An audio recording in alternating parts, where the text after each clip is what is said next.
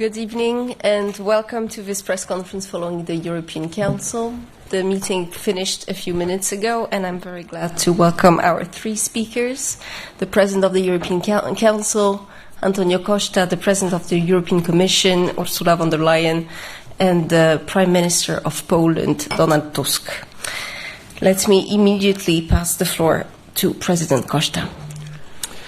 Good evening, dear Ursula, dear Donald. We have concluded the last European Council during the Polish presidency.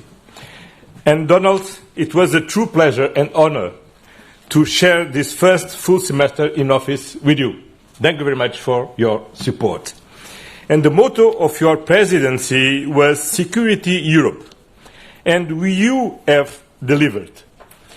Through agreements on strategic files, such as SAFE instrument and the European Defence Industry Programme, through two packages of sanctions against Russia, and you have implemented an ambitious agenda on competitiveness and simplification. For all that, let me say thank you very much. Today we focused on how to ensure a strong position for the European Union on the global stage. First, by working on European defence. Yesterday at NATO, 23 European Union member states decided to spend more. Today, we worked on how to spend better, investing together, more rationally, more efficiently as a team, through aggregation of demand, joint procurement, standardization and simplification, boosting European research, European industry, European jobs for European security and prosperity. We don't need to replicate the same capabilities in each member state. We don't need to multiply by 27 all our investments in defence. What we need is efficiency and fair burden sharing. What do need is to build a common European defence system and deters aggression. And we are delivering on a first set of instruments. Joint European investment under the SAFE instrument. Increased national investment through the use of the escape clause in the Stability and Growth Pact. More private investment supported by the European Investment Bank. But this is not the end of the story. We must go further and provide the means to match our ambitions. So, today we have asked the President of the Commission, dear Ursula, and the High Representative to propose a roadmap, including on financing, ahead of our meeting in October. Europe's security is interlinked with Ukraine's security. This is why we continue to push for a just and lasting peace, while paving the way for European Union membership. On this, our objective remains firm and unchanged. The Commission's assessment is clear. Despite incredible difficult circumstances, the Ukrainian government is carrying out reforms and in impressive pace. So now is the time to intensify our work and advance on the path towards European Union accession. At the same time, we are keeping up the pressure on Russia, and we have adopted 17 packages of sanctions. And the work to deliver a new one, powerful package, is well underway. We have said it along. The full-scale Russian invasion of Ukraine seriously undermines global security and international rules-based order. The respect of international law and the United Nations Charter, which was signed exactly 80 years ago today, has been the foundation of our position on Ukraine.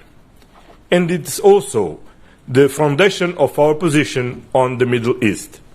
The ceasefire between Israel and Iran is an important step towards restoring stability in the region. Now we need to focus on effective diplomacy. And here Europe has a role to play to ensure in a lasting, sustainable way that Iran is never allowed to acquire a nuclear weapon by fully complying with the Non-Proliferation Treaty. Any overall sustainable peace in the Middle East requires a lasting solution in Gaza. The humanitarian situation there is catastrophic and human rights are being violated. The review of Israel's compliance with our joint association agreement has confirmed this. It is an unacceptable situation. Our foreign ministers will discuss the next steps. In the meantime, we need to engage in a frank dialogue with Israel to get out of this crisis and to change the situation on the ground. And of course, we can never forget that Hamas needs to immediately free the remaining hostage. Our overarching strategy is clear: to have real peace in the Middle East. It is essential to make the two-state solution a reality. We need to make progress in this direction. Finally, to reinforce Europe's positions on the global stage, we are stepping up our internal work on improving competitiveness. First of all, with the very good work by the European Commission to develop our network on trade. And our recent bilateral summits with like-minded allies as the United Kingdom and Canada, or other key partners like South Africa or Central Asia, show that the world counts on the European Union to foster global stability and security. And the prosperity of our citizens depends on global stability and security. The upcoming summits with Moldova, Japan, China, and the countries of Latin America, the Caribbean, and the African Union in the second half of this year will give us further opportunities to promote fair and reliable trade, economic security, and to shape the clean transition. At the same time, the more competitive the European Union is, the more we will be able to shape the global economy. So we are deepening our single market and pushing to unlock the full potential of the euro, because the euro is one of the cornerstones of Europe's economic power and global leadership. This is what the leaders focus on today. Thank you very much. Madam President. Yes, thank you, Antonio. Let me start, dear Donald, with commending the Polish presidency as it draws to a close. Your presidency was challenging, but you delivered. You closed 37 major legislative files and reached negotiation mandates on another 18. Those are impressive figures. You advanced support to Ukraine with agreements on our 16th and 17th sanctions packages and new tariffs on Russian and Belarusian goods. You pushed forward on temporary protection, showing to our continent the power of Polish generosity and solidarity.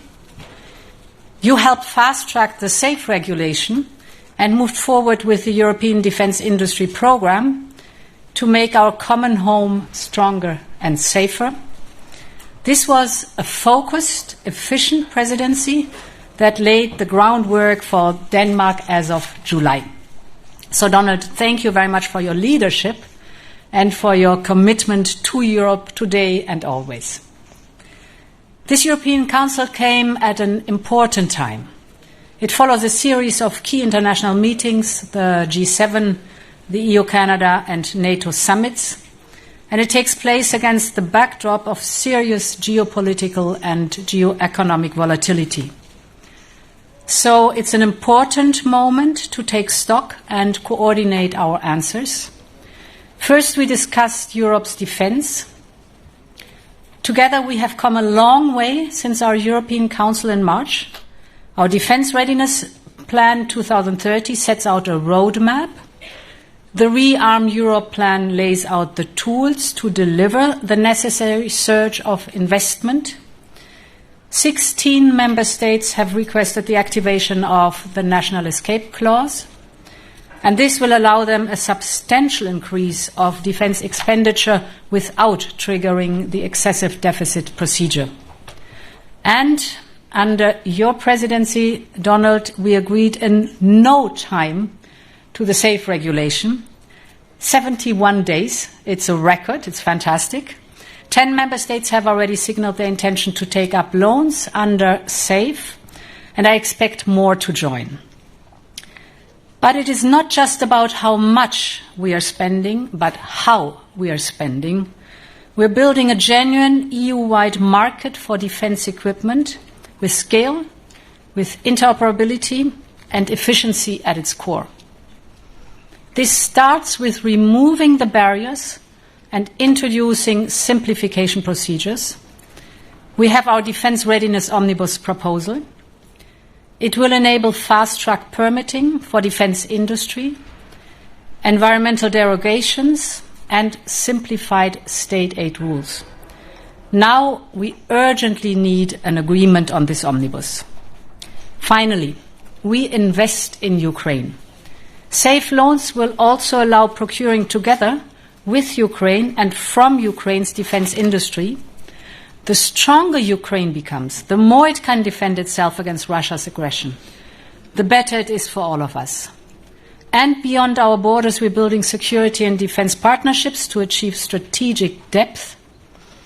8 so far, including Japan, South Korea, UK, Canada, and soon Australia. My second point is we discussed the situation in the Middle East. Europe welcomes the announcement of a ceasefire. It must be respected by all parties.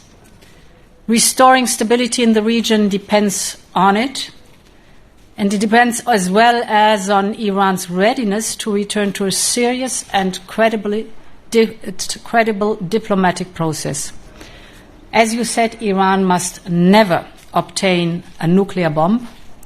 The negotiating table remains the only viable path forward.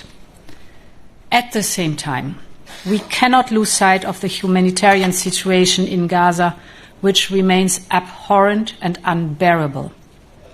Humanitarian aid needs to reach Gaza immediately and unimpeded, at speed and at scale.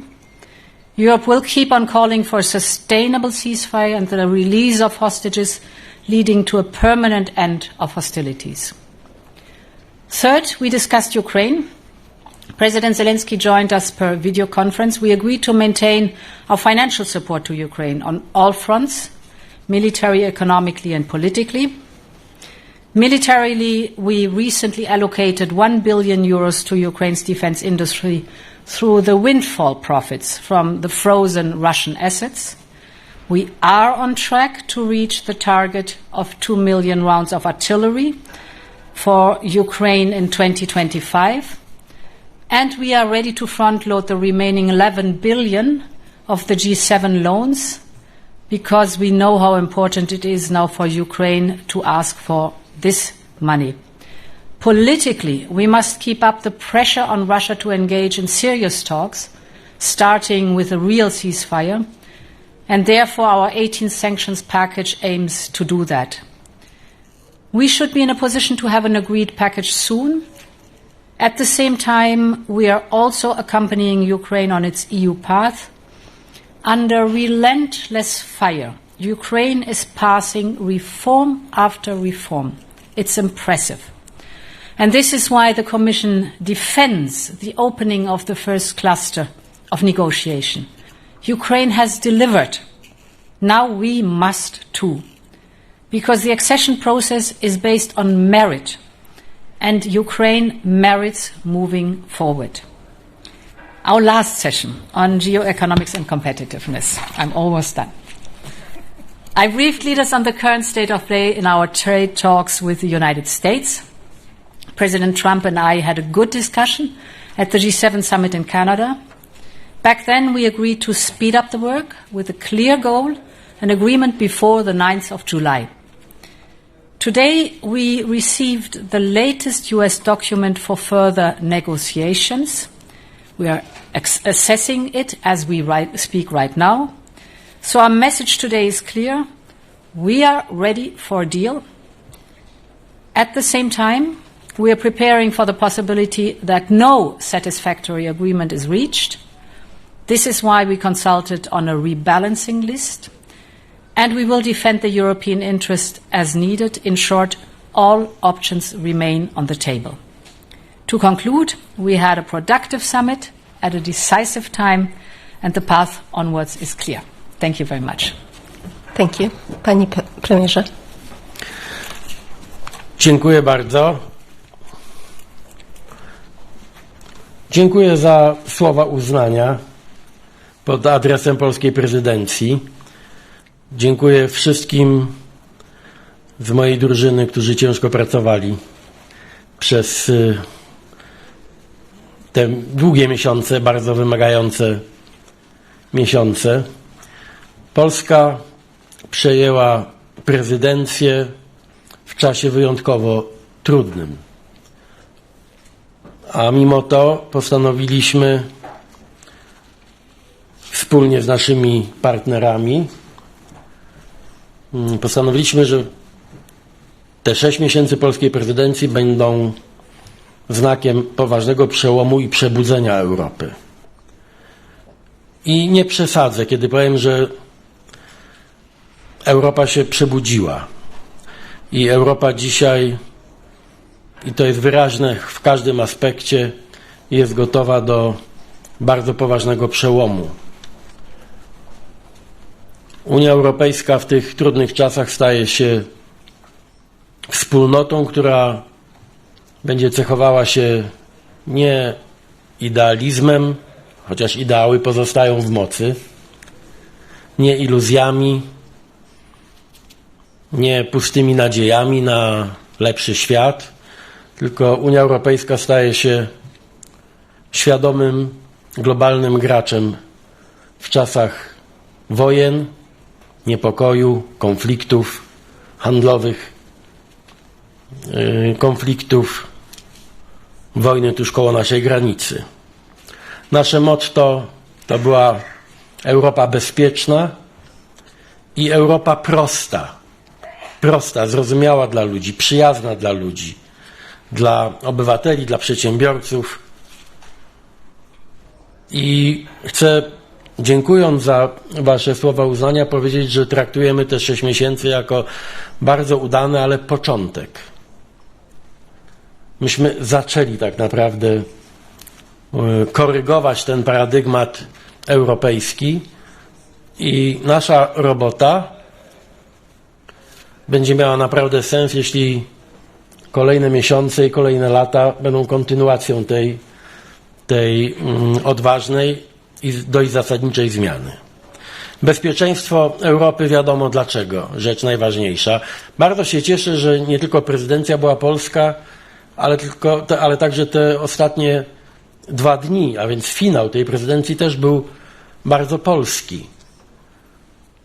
To jest symboliczny zbieg okoliczności, że wczoraj mimo wielkich trudności i wątpliwości udało się uzyskać zgodę wszystkich członków Paktu Północnoatlantyckiego co do wysokości wydatków na zbrojenia członków NATO. I ustalono, i dotyczy to także wszystkich europejskich partnerów, że ten poziom będzie polski, to znaczy 5%. Mówię o tym z satysfakcją, bo właśnie Polska w tym roku wyda na obronę 5%. Dlatego także dzisiaj w czasie naszej debaty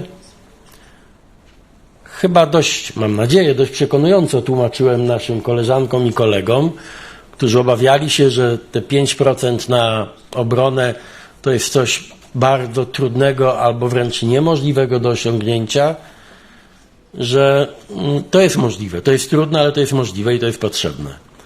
I że to nie są puste słowa, to nie są tylko deklaracje, ale polska prezydencja i polska rzeczywistość pokazuje, że to jest nie tylko potrzebne, nie tylko trudne, ale też możliwe. To jest pierwszy raz, kiedy Europa zdecydowała się uruchomić wielkie środki na rzecz swojej obrony. Też mam osobistą satysfakcję, Z tego powodu mija dokładnie ponad 20 lat, kiedy po raz pierwszy staraliśmy się formułować w moim kraju ideę wspólnych działań obronnych. 15 lat temu proponowałem partnerom w Unii Europejskiej, abyśmy zaczęli myśleć o wspólnych przedsięwzięciach już praktycznych. Też minęło 15 lat od czasu, kiedy Polska proponowała Unię energetyczną, wspólne zakupy, wspólną politykę energetyczną po to, żeby uniezależnić się od zewnętrznych dostawców surowców, przede wszystkim wobec Rosji. I wtedy to się nie udało, no mówiąc krótko. Dzisiaj mogę z satysfakcją powiedzieć, że kończąc polską prezydencję, mogę ogłosić, że właściwie wszystkie te polskie marzenia sprzed wielu lat stały się dzisiaj naprawdę realnością europejską i że Polska miała tu naprawdę bardzo duży wkład. Te 150 miliardów na europejską obronność, łatwo dostępnych, nisko oprocentowanych kredytów, to też przecież dopiero początek. Ruszył też Europejski Program Przemysłu Obronnego, EDIP. Też było trudne, wydawało się, że będziemy się dłużej kłócić na ten temat, kto będzie mógł z tego korzystać, na jakich zasadach, a jednak uzyskaliśmy tutaj porozumienie.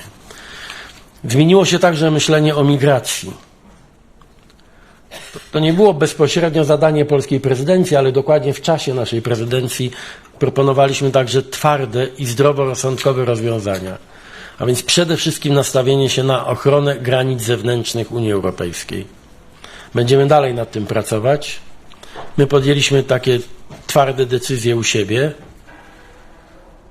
i czekają nas jeszcze trudne miesiące i będziemy się naprawdę twardo spierać i kłócić o to, aby wszyscy w Europie zrozumieli, że jedyną metodą ograniczenia do minimum nielegalnej migracji jest skuteczna ochrona granicy zewnętrznej ze wszystkimi dostępnymi nam środkami i z koniecznymi zmianami prawnymi. Identyfikujemy te konieczności i będziemy na pewno w tę stronę przekonywać wszystkich naszych partnerów. Konkurencyjność, a więc symplifikacja, uproszczenia, deregulacja, różnie to nazywamy, ale i tu jestem bardzo zobowiązany. Droga Ursulo, naprawdę to była świetna współpraca i też uważam, że jest to początek. To też ma taki polski znak jakości, bo w tym samym czasie w Polsce podjęliśmy gigantyczny wysiłek bardzo masywnej akcji deregulacyjnej, bezprecedensowej w historii, być może w ogóle krajów, członków Unii Europejskiej. W ciągu 3 miesięcy dokonaliśmy zmian w 191 ustawach w Polsce i chcieliśmy, aby ten impet polski był także zauważalny i żeby miał wpływ na to, co dzieje się w Unii Europejskiej i dzięki waszemu zaangażowaniu za to bardzo dziękuję. To się stało też rzeczywistością europejską i wszystkie omnibusy, sposób metody, to znaczy metody, jakie przyjęliśmy, metody pracy i taki dobry duch porozumienia, głównie dzięki wam, pozwolił nam rzeczywiście z konkurencyjności i uproszczeń zrobić działanie, a nie tylko hasła i oczekiwania. Co do Ukrainy, wiadomo, polskie stanowisko było zawsze tutaj jasne. No dzisiaj z wielką satysfakcją przyjąłem też tę kolejną decyzję o przedłużeniu sankcji. Zawsze jest taka lekka obawa. Wszyscy wiemy, dlaczego się zawsze mamy powód trochę obawiać. Czy będzie jednomyślność na rzecz przedłużenia sankcji. I właściwie zawsze udaje się jednak ją uzyskać. Dzisiaj też się udało. No mamy jeszcze przed sobą decyzję o 18 pakiecie dodatkowych sankcji. Wczoraj długo rozmawiałem między innymi z prezydentem Zeleńskim, też po jego spotkaniu z prezydentem Trumpem i wszyscy odnieśliśmy wrażenie, że bardziej realna stała się szansa znowu solidarnych akcji Europy i Stanów Zjednoczonych, jeśli chodzi o sankcje, politykę wobec Rosji i wsparcie dla Ukrainy. To też dla mnie bardzo ważny sygnał i taki może jeszcze, na pewno nie happy end, ale taki dobry sygnał na zakończenie polskiej prezydencji, że nasza solidarność z walczącą Ukrainą stała się też normą. Osobiście dla mnie, jestem z Gdańska, Bałtyk jest dla mnie moim morzem, to jest mój dom. Bardzo się cieszę też, że w czasie naszej prezydencji udało się bardzo zintensyfikować współpracę państw bałtyckich i mamy tutaj na uwadze konkretne decyzje, które ograniczą ryzyka związane z tak zwaną flotą cieni. To Shadow Fleet to jest nie tylko zagrożenie dla naszej infrastruktury na Bałtyku, ale to może być tak, że jest już gigantyczne zagrożenie środowiskowe, ponieważ ta flota cieni to często są tankowce, statki, które do niczego się nie nadają tak naprawdę i stanowią wielkie zagrożenie dla środowiska naturalnego. Bardzo się cieszę, że udało się zbudować taką determinację i pełną solidarność państw basenu Morza Bałtyckiego i będziemy kontynuować oczywiście naszą pracę w tej kwestii.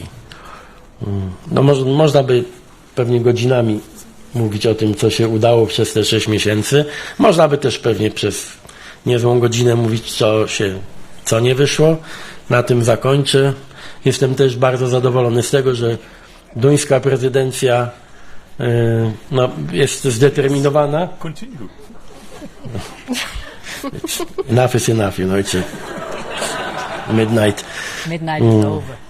Cieszę się, że pani premier Fredriksen i nasi duńscy przyjaciele są gotowi kontynuować wszystkie te wątki, jakie polska prezydencja zaproponowała Unii i z takim impetem, z taką energią starała się zrealizować. Także jeszcze raz dziękuję za wszystko.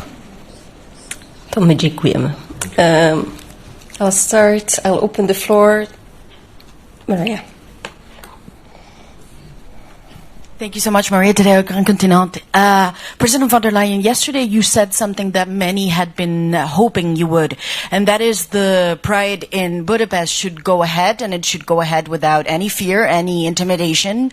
And you also said, I will always be your ally. So I wonder, what does being an ally mean to you? Would you go? Do you believe European officials should go and show support? And what happens if there is indeed intimidation on Saturday? What measures would you take against Viktor Orban? Thank you.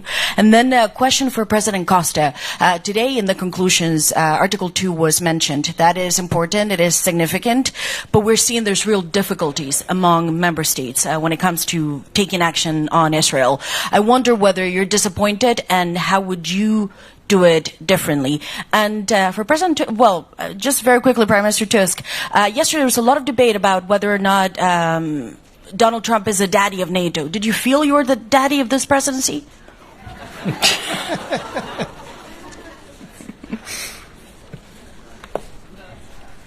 Ladies first. Yeah, thank you. I would like to reiterate my call to the Hungarian authorities to allow the Budapest Pride to go ahead this Saturday. It is important that it goes ahead without fear of any criminal or administrative sanctions against the organizers or participants. The right to gather peacefully is a fundamental right.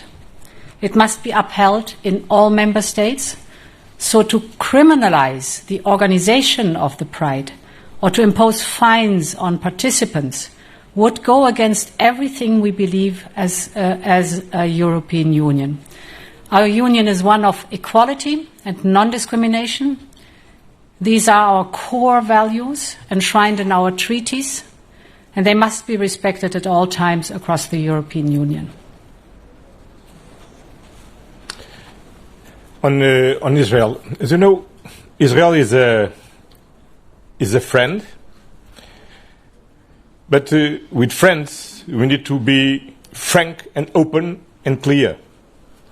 We have an association agreement, and in the terms of this association agreement, on Article 2, both parts need to respect some values.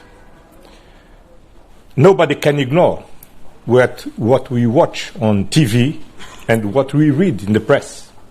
The humanitarian situation in Gaza is completely unacceptable, and that's the reason because the High Representative asks an assessment on in the terms of Article 2 of the Association Agreement.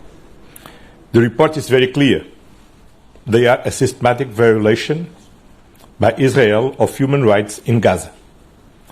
We took note of this report, and we tasked the ACE representative in the Minister of Foreign Affairs Council take decisions and to approve the next step. In the meantime, we will talk with Israel, and we will repeat again and again, then Israel should immediately accept the ceasefire and the blockage to the humanitarian aid and full respect the human rights in Gaza and stop also the illegal new settlements in the West Bank. As you know, my name is Donald, and but maybe I will surprise you. Great Daddy. Maybe I will surprise you, but my father's name was also Donald. It's enough, I think. It's one daddy is enough for sure. It's especially with the same name. Okay, thank you. The next question will go to Susana. Thank you, Susana Fresh with SICN Expresso Portugal. President von der Leyen, in Canada recently you said that you're going to look into the humanitarian aid for Gaza, and so far the European Commission, you yourself, you have announced 170 million in humanitarian aid for Gaza. 50 million were announced just in May, so 1 month ago. I would like to understand how much of this has already gone into Gaza. Can you give us a figure, a picture of it? Para o Presidente do Conselho Europeu em português, se puder. Vou tentar perceber. Como é que acabou de dizer que a situação é inaceitável, que Israel está a violar os direitos humanos? Como é que se justifica que a União Europeia, sendo o maior parceiro comercial de Israel, não consiga garantir que a ajuda humanitária entre em Gaza, não consiga pressionar Israel? Diz que vai continuar a falar, mas até agora as palavras pouco efeitos tiveram. Eu pergunto-lhe se a União Europeia é impotente face a Israel.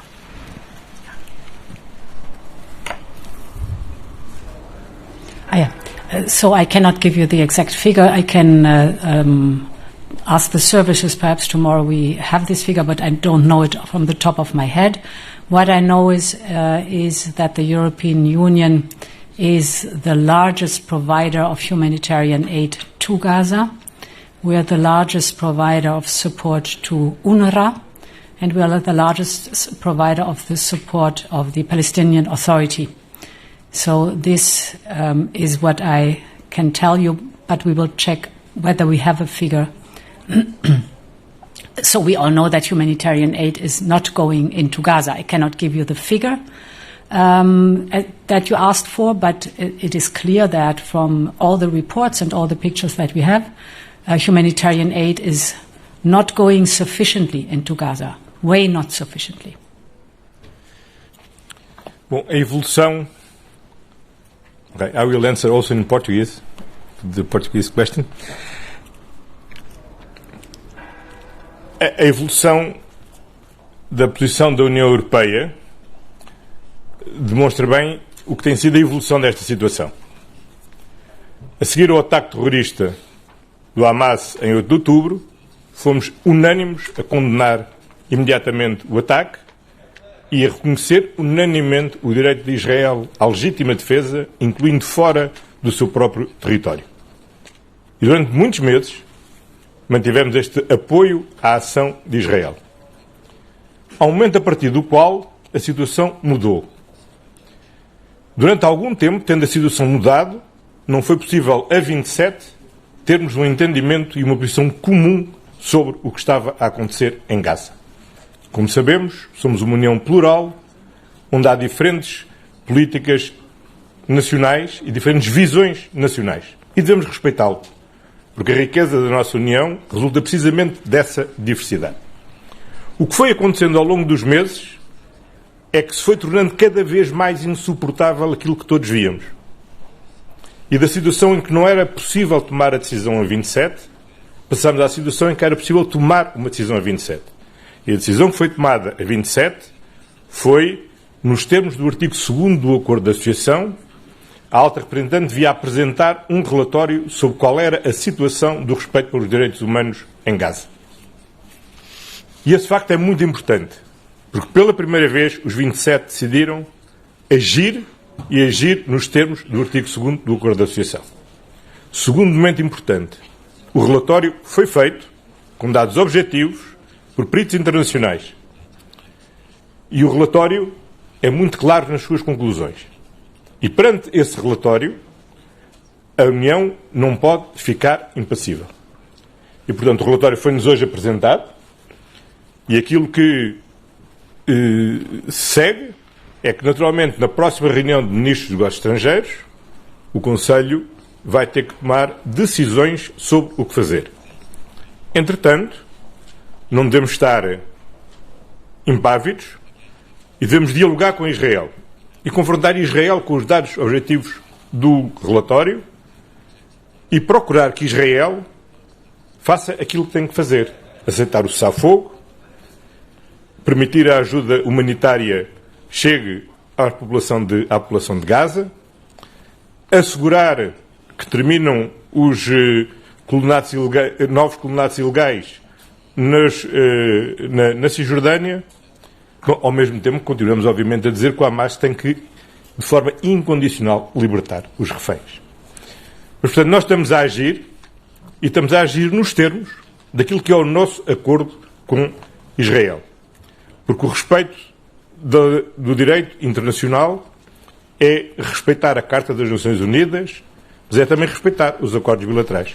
É isso que estamos a fazer, e é no quadro dessa relação bilateral que iremos agir com Israel. Thank you. I'll take a question from Andrzej. Hello, Andrzej Wyrwiński, Polsat News. Mr. President, I have a question about money. Last year, the US spent twice as much as all NATO members combined. 800 million euro is not enough to fill this gap. So, do you have an idea how to fill this gap? Mr. President, do you believe that member countries are ready for honest conversation about when we have to find some savings to deliver our 5% commitment? And panie premierze, pytanie po polsku. Mówił pan dzisiaj o tym, że miał pan wrażenie, że udało się przekonać sojuszników do tego 5% progu. Nie obawia się pan jednak, że mamy powtórkę z historii, czyli z 2% wciąż nie wypełniliśmy zobowiązania sprzed ponad 10 lat? Well, first of all, the 800 billion is not all the amount that the member states will spend. 800 billions is 150 billions of the SAFE program, and the rest is all amount that the member states can use if they use completely the escape clause. But on top of this, the member states have their own commitments and their own defense expenditure. And allow me to say something very important. The commitment took in 2014 is to reach 2% by 2024. And last year, in 2024, on the average of the 23 member states of the European Union who are allies in NATO, on average, they reach already the 2%. Of course, with a great disparity. Poland is almost 5%, others less than 2%. But on average, the 23 member states who are allies in NATO reach the target agreed 10 years ago.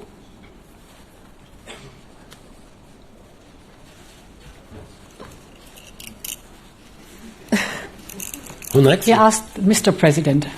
So, there's a clear distinction. Jako premier polskiego rządu jestem odpowiedzialny za skuteczne wydanie naszych pieniędzy na nasze zbrojenia. I tu, tak jak wszyscy wiedzą, Polska jest wzorem do naśladowania. Ta średnia do tej pory europejska oczywiście nie jest zadowalająca. Są kraje, które osiągają niezły poziom wydatków, na przykład Grecja. Są kraje, które ciągle bronią się rękami i nogami przed zwiększeniem wydatków, lekceważąc moim zdaniem trochę zagrożenie tylko dlatego, że leżą daleko od Rosji. Ale ja bym dzisiaj nie szukał dziury w całym. Wiadomo, że to zajmie trochę czasu. Nie chodzi tylko o to,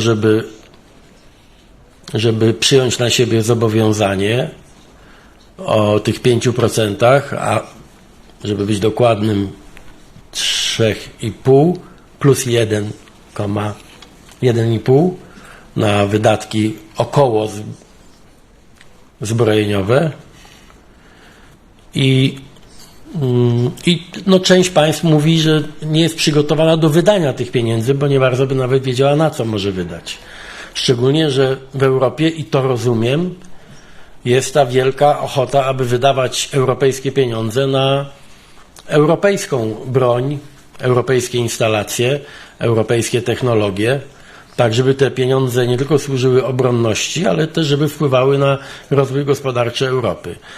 Więc ja nie byłem jakoś zdenerwowany czy poirytowany, że nie wszyscy entuzjastycznie podeszli do tej obligacji, do tego zobowiązania na poziomie 5%, ale no wiecie, będziemy się wszyscy nawzajem pilnować. I wydaje się, że wreszcie dotarło do wszystkich, że stanowisko prezydenta Trumpa i administracji waszyngtońskiej, stanowisko jednoznaczne, że skończyły się takie wojskowe wakacje dla Europy i że Europa musi przyjąć na siebie dużo więcej obowiązków i odpowiedzialności za własne bezpieczeństwo. I tak naprawdę to jest chyba najpoważniejszy argument i ja wierzę w skuteczność tego argumentu. Żyjemy w czasach bardzo poważnych zagrożeń. Europa nie może być bezbronna i wszyscy to chyba już naprawdę zrozumieli. Nawet jeśli nie każdy da radę w odpowiednim czasie wypełnić ten poziom 5%, to fakt, że to ruszyło do przodu i to w sposób masywny, jest naprawdę momentem przełomowym. Mówię o tym nie dlatego, że to jest moja zasługa. Przecież wiadomo, kogo posłuchali. No, mojego imiennika, ale nie... Ale przykład Polski też ma znaczenie, moim zdaniem takie zachęcające innych do podjęcia tego wysiłku. I decided to say something. Just perfect, I can continue where you left. For the calculation, I think it's important to know that we have in these 800 billion, 650 billion, the national escape clause, so each member state can use it. And if you calculate this spent over 4 years, together with the 150 billion of safe joint procurement, it's an increase of at least 1.5%. You said rightly so that on average the member states were by 2%. You add the 1.5% potentially for the next 4 years, so you have quite a sum already. I want to emphasize here, and this is even more important, how we spend the money, because it's capability that we need. So if you spend a lot of money on a small amount of capabilities, you have not won a lot. If the industry is really growing at scale, if it is innovative, if we have an industry like in Ukraine, then you get much more capabilities for the same amount of money. And therefore the SAFE instrument is the important one for the working together, because SAFE means joint procurement. So several member states can join one contract for longer term. For example, to develop an air defense shield for the European Union, or for example, to develop a defense cloud. All things no member state could do on its own, but there needs to be the financial incentive to do it together. And therefore, this combination of you have the national money from the national escape clause, and there's the potential for joint procurement, makes the difference in the approach how we really turn this huge amount of money into capabilities that are needed here. Capabilities, my last sentence on that one, where we align very strongly with the capability gap of NATO, because for me it's important that we're not redundant, but that we are very strongly aligned. Also, this also goes for the norms and standards that NATO has. It is absolute paramount that we are aligned with NATO on that matter. We'll take one final question. Henry. Henry Foy, Financial Times. Madam President, a few moments ago, German Chancellor Friedrich Merz just told reporters that at this council you floated the idea of formulating a European-led WTO, an alternative to the WTO. What? A European alternative to the World Trade Organization. Yes. Can you tell us how that would work, and would the United States of America be invited to participate? And to President Costa and to Prime Minister Tusk, having seen tonight what Donald Trump is offering, do you think that Madame von der Leyen should accept a quick, bad deal, or hold her nerve and get into a possible trade war for a better deal? Thank you.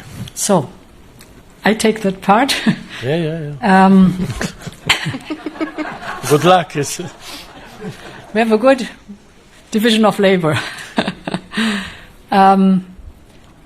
Indeed, I presented to the European Council the different possibilities and options that we have now with many other countries that want to do free trade agreements. You're familiar with these. What I also presented is, for me, the most attractive and interesting part is that the CPTPP, so the Asian countries, want to have a structured cooperation with the European Union, and the European Union want the same. And therefore I said that we can think about this as a beginning of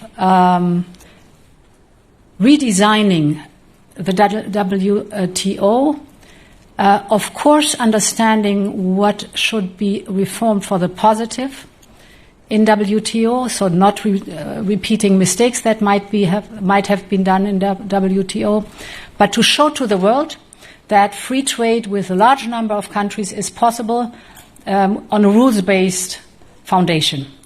And this is a project where I think we should really engage on, because CPTPP and the European Union, this is mighty.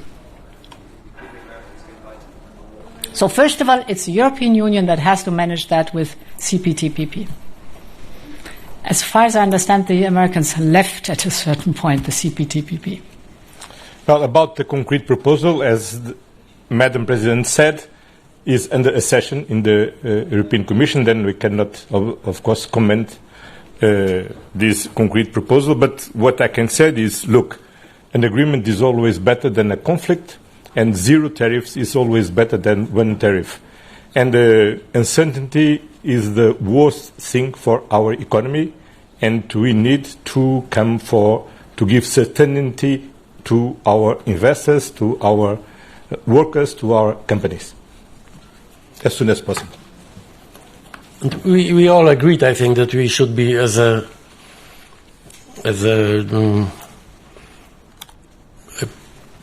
true community. We have to be very innovative if needed, creative, smart, sometimes maybe unpredictable, as our friends from the other side of the Atlantic. And I'm absolutely sure that we know much more, and we are much better prepared for discussions and negotiations with our American partners. And I think all of us are aware about this new method, how to negotiate and how to talk about trade and our common relations, with goodwill and with the awareness that the United States is and will be the closest partner, and there's no alternative for transatlantic cooperation. But we have to be similar to our partners in some sense. And if you allow me just to add a phrase, and of course we have full confidence in the ability of the European Commission to lead these negotiations behalf the member states. So thank you. The press conference is over. Yes, of course, with these nice words. Thank you very much. Have a good night.